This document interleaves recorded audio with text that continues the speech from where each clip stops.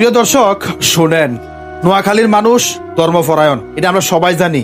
সারা বাংলাদেশের মানুষ জানে নোয়াখালীর মানুষ খুবই ধর্মপরায়ণ।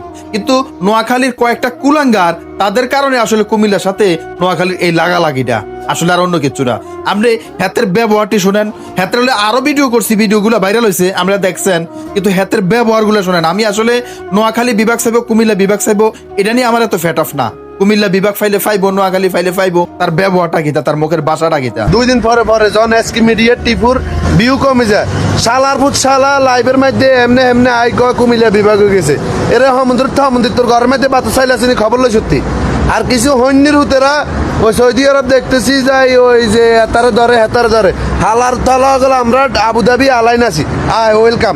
হেঁটা বেড়াই এমন ভাত দিন যেন সহেল ভাইও ঘুরে আমিও ঘুরি, ঠিক আছে। হাতে যে গালাগালিটা কুমিল্লার মানুষটা করলো, আপনি কন কুমিল্লার ফলাফাইন কেন খেপতো না কেন? কুমিল্লার ফলাফাইন এই কারণে তো খেপে। নোয়াখালীটি কুমিল্লার মানুষের লইয়া এভাবে তুচ্ছ তাচ্ছিল্য, অবহেলা, গালাগালি, লাফালাফি, ফালাফালি এগুলা যে করে, এই কারণে কুমিল্লার ফলাফাইন মূলত খেপে।